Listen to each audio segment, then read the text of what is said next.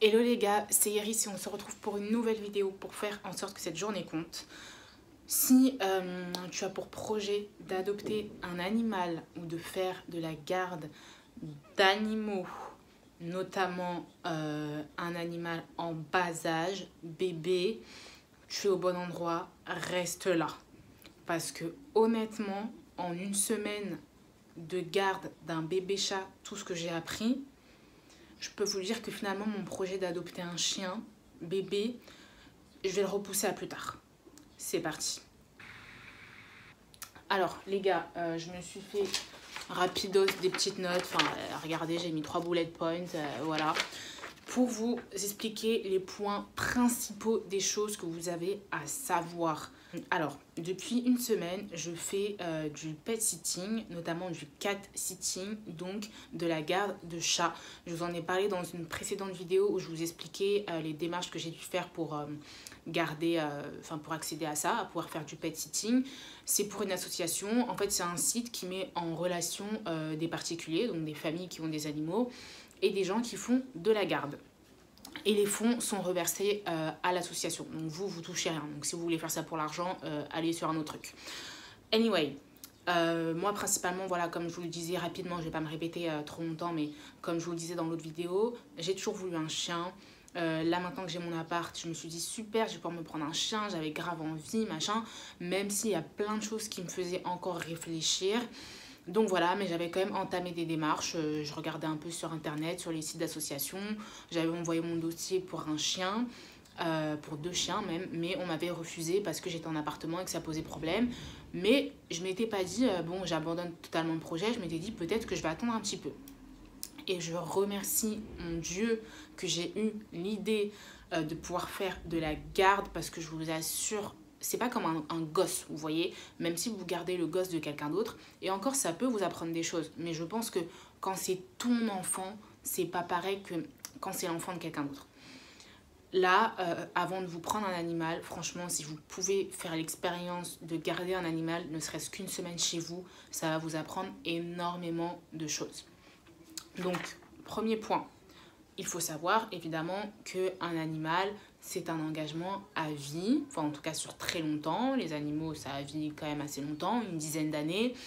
Réfléchissez bien, ça c'est le premier truc qu'on vous dit, vous l'avez sûrement vu déjà, vous l'êtes sûrement dit aussi, mais je vous le répète parce que ce que je vais vous dire après, je vous jure que réfléchissez bien et vraiment, si vous avez l'opportunité, faites un test, même si c'est pas votre animal à vous, je vous jure que déjà ça va vous mettre à l'épreuve parce que moi, là, ce que j'ai vécu là toute cette semaine là, franchement, j'étais pas prête. Je vous dis la vérité, carrément, ça m'a fait me dire, est-ce que j'ai encore envie d'avoir des gosses? Genre un enfant, un vrai enfant. Ok. Alors, dans un premier temps, il faut savoir que c'est quand même beaucoup de dépenses. Moi, comme c'est de la garde, je n'ai eu besoin de rien acheter, c'est-à-dire que les propriétaires m'ont ramené la litière, la nourriture, le panier, les jeux. Voilà, mais il faut savoir que tout ça, ça sera à votre charge. Également, il faudra prévoir les visites chez le vétérinaire. Moi, avant qu'ils me ramènent le chat, ils ont été chez le vétérinaire pour vérifier que tout était ok. Traitement anti-puce, les vaccins, enfin voilà, il y a pas mal de trucs quand même à faire. Excusez-moi parce qu'il est là, il est juste en bas, j'essaie de me concentrer. Mais vu que ça vient toujours dans vos pattes, ces choses-là, non, parce que ça adore les papiers, hein. Vous laissez un papier traîner, c'est mort quoi. Anyway, donc voilà, il faut savoir que ça, c'est quand même beaucoup de dépenses. Moi notamment, j'ai une amie qui a eu un chat. Et en fait, il a un petit souci et on ne sait pas trop ce que c'est, mais il a du mal à aller faire ses besoins dans sa caisse. Donc comment vous dire qu'elle a dû bâcher tout son appartement, parce que sinon il faisait un peu ses besoins partout dans l'appartement.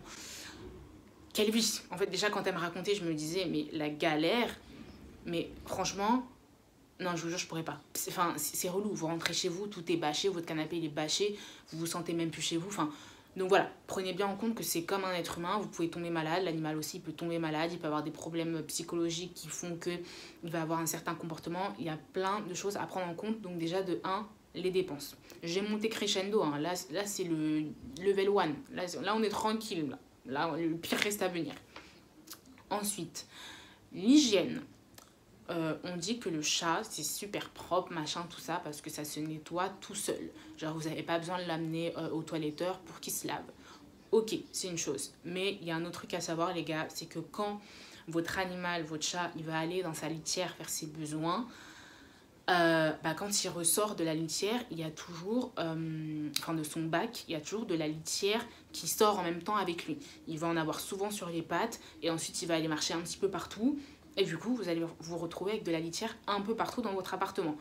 En fonction de, voilà, si vous avez un grand appartement, une grande maison ou pas. Mais en tout cas, dans le périmètre de où vous allez mettre le bac, sachez qu'il va y avoir de la litière partout. Moi, c'est-à-dire qu'à chaque fois qu'il va faire ses besoins, je passe derrière avec la petite pelle parce que sinon il y en a partout, mais dans tous les cas il y en a quand même dans le salon parce qu'il marche, il se déplace et il y en a souvent sur les pattes. Donc ça c'est quand même un truc qui est assez embêtant parce qu'il va faire son caca pipi, vous savez après il fait comme ça là pour cacher ou je sais pas trop ce qu'il fait. Et ensuite, il y a du reste sur les pattes, donc il y a du reste de caca pipi sur les pattes qui va un peu aller partout dans votre appartement. Donc ça c'est génial. Enfin moi personnellement je trouve ça super chiant, genre vraiment. Ensuite, les odeurs, donc la litière, il faut évidemment penser à la changer très régulièrement. Moi personnellement, tous les jours, je retirais son caca. Donc ok, c'est pas un chien, vous n'avez pas à aller attraper son caca quand il fait caca dehors avec votre main et tout. Enfin votre main, vous mettez un gant, mais quand même quoi, faut le faire. Mais là non plus, c'est pas hyper agréable de devoir ouvrir le bac à litière, retirer le caca, ça pue, enfin bon c'est du caca, hein, c'est pas censé sentir la rose, même nous quand on va aux toilettes ça sent pas la rose, mais voilà, je vous le dis quand même parce qu'il faut le faire tous les jours et c'est pas le truc le plus agréable. Ensuite, l'éducation. Là je pense que c'est la partie la plus intéressante. En voulant faire cette vidéo, du coup j'ai tapé sur internet les choses à savoir avant d'adopter un chat.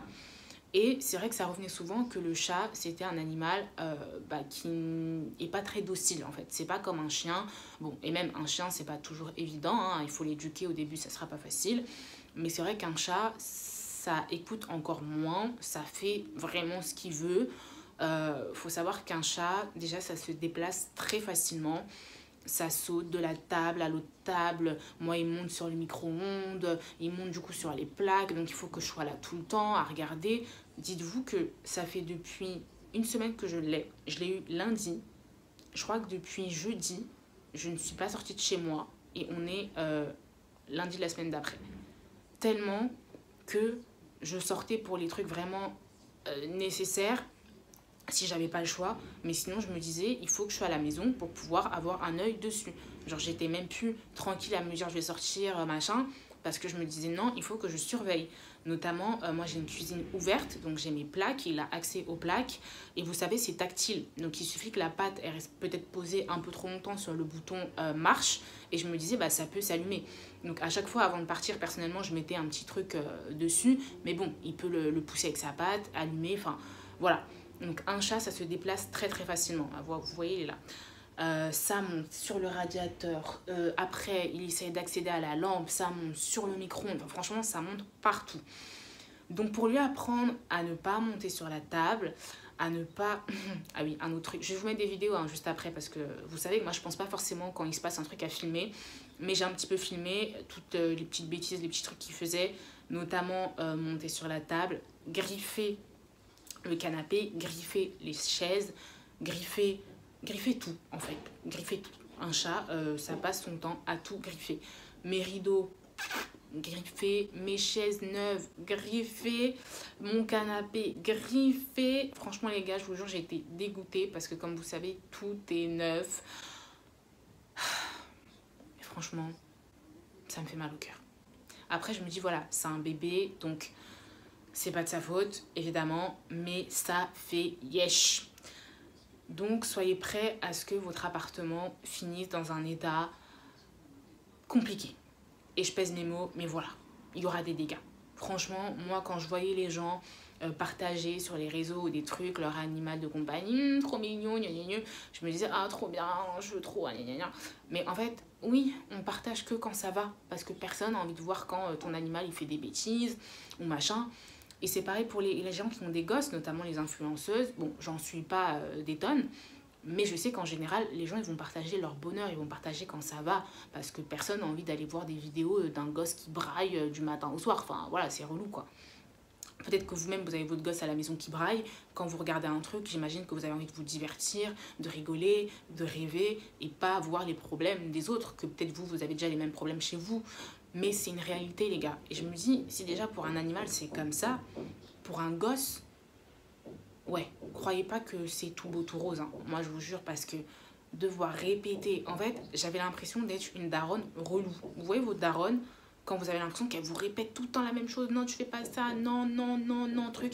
Et bah là, le chat, c'est pareil. Toute la journée, à part quand il dort, quoi, parce que là, il est un peu calme. Genre là, vous voyez, il est calme, parce qu'il est à moitié endormi, là. Mais il y a 30 minutes, là, il sautait partout. Enfin, je vais vous montrer après, vous inquiétez pas, bougez même pas. Toute la journée, c'est... Pépite, non, tu montes pas là. Pépite, non, tu griffes pas le rideau. Pépite, non, tu fais pas ça. Pépite, truc. Pépite, non, non, non, tu arrêtes, Pépite, non. Toute la journée, je vous jure, j'ai la tête comme ça à la fin de dire non, truc. Ah, mais vraiment, les gars, ça demande beaucoup de patience. Moi, en plus, je suis quelqu'un, j'aime pas trop répéter la vérité. C'est trop d'énergie. La flemme, c'est chiant. Et en plus, je me dis, je sais même pas s'il comprend ce que je lui dis. C'est ça le pire.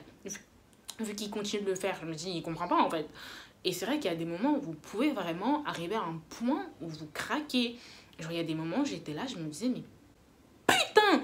Et je me disais, mais qui m'a envoyé? Et je me disais, mais vivement que sa famille vienne le chercher. Je vous jure, venez chercher votre chat. Genre vraiment. Je vous jure, c'est réel. Là, franchement, je suis transparente avec vous. Hein. Je vais pas que vous montrer le côté, oui, c'est super mignon. Il y a des moments, il est super mignon, il est adorable. On joue, je lui fais des papouilles, c'est trop cute. En plus, c'est un bébé, voilà, c'est trop mignon, machin, tout ce qu'on veut. Mais il faut que vous voyez l'autre côté. Il faut que vous le voyez. Parce que c'est comme ça que parfois, on se retrouve avec des gens qui craquent, qui finissent par être violents avec leurs animaux, avec leurs gosses, à les abandonner, à machin. Parce qu'il y a des moments... c'est légitime, vous craquez en fait, vous craquez. Mais il faut pas oublier que en fait c'est pas un bout de bois, c'est un être humain. Donc voilà, si vous êtes violent ou quoi, c'est comme si vous demain on est violent avec vous, on vous frappe ou quoi, vous allez le sentir quoi. Donc non. Mais je peux vous dire qu'il y a des moments, j'avais envie de me poser comme ça et plus rien faire. Plus rien faire. Tu veux mordre les rideaux? Mors. Tu veux défoncer le canapé? Défonce. Ah je vous jure, j'avais même plus de force. Et je me suis dit, mais je comprends. Les mères, quand... Par contre, là, les travaux, là... Ah non, s'il vous plaît. S'il vous plaît.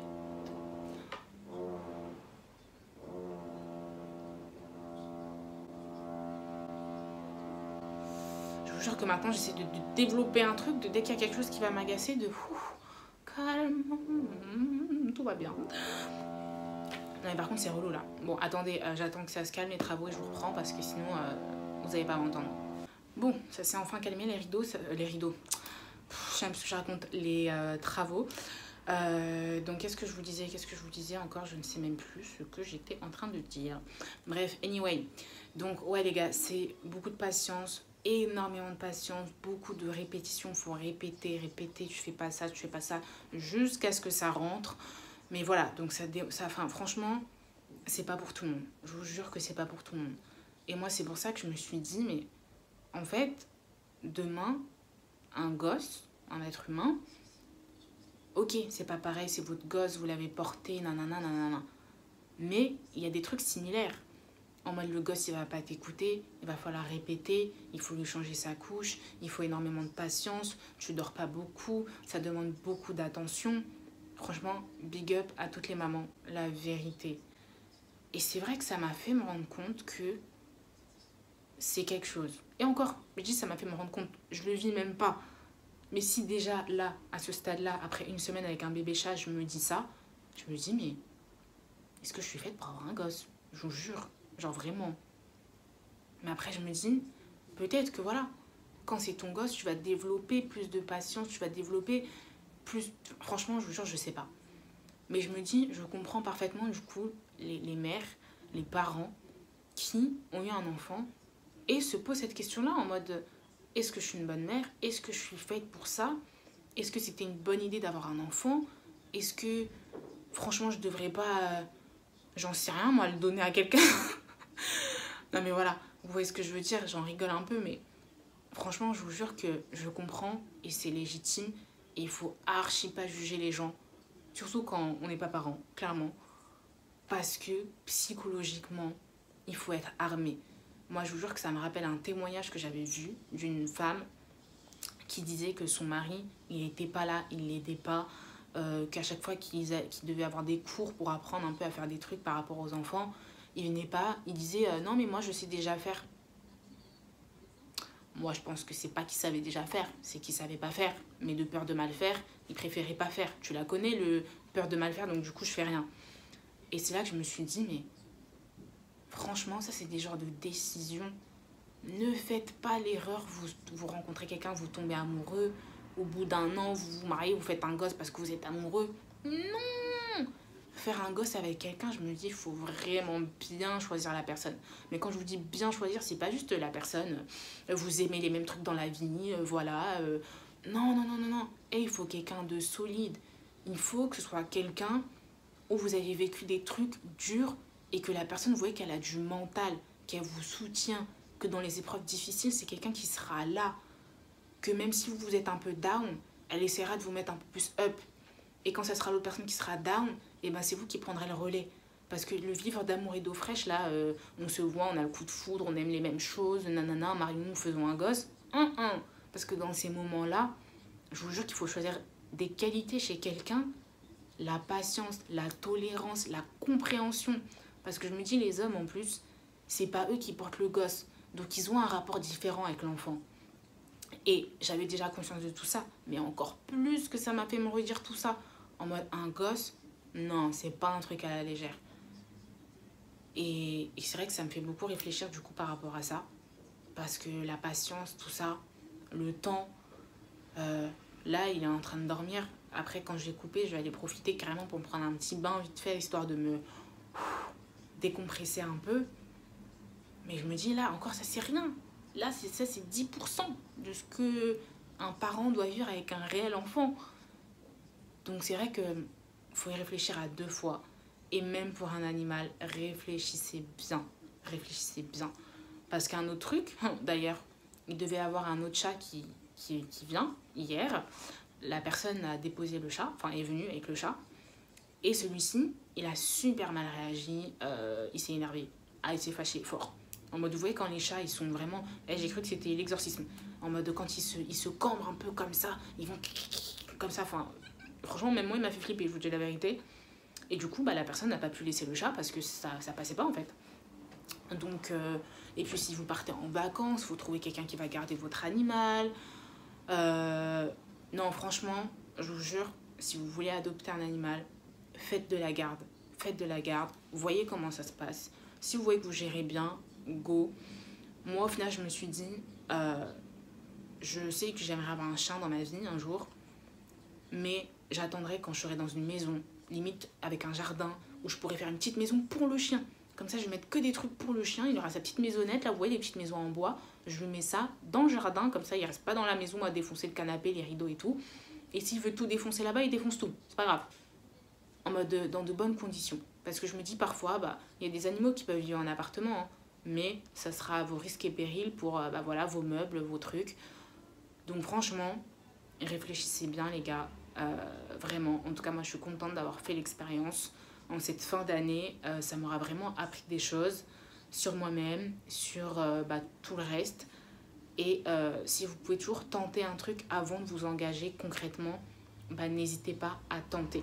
Je vous jure. Genre vraiment, vous n'avez rien à perdre, au contraire. Gustave, j'arrête.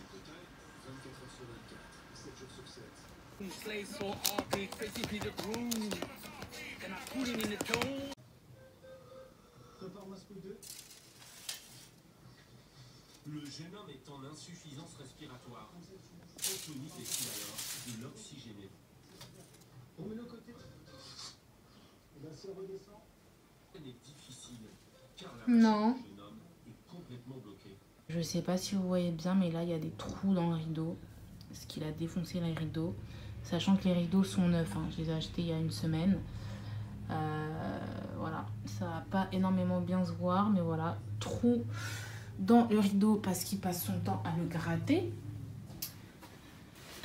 Également, mes super chaises qui étaient toutes neuves. Bah là, vous voyez. gratter parce qu'il passe son temps à faire les griffes. Voilà. Et après, le canapé, on voit un peu moins bien. Bah, Dieu merci, c'est qu'il n'a pas trop souffert. Mais il me l'a gratté aussi, je vous rassure.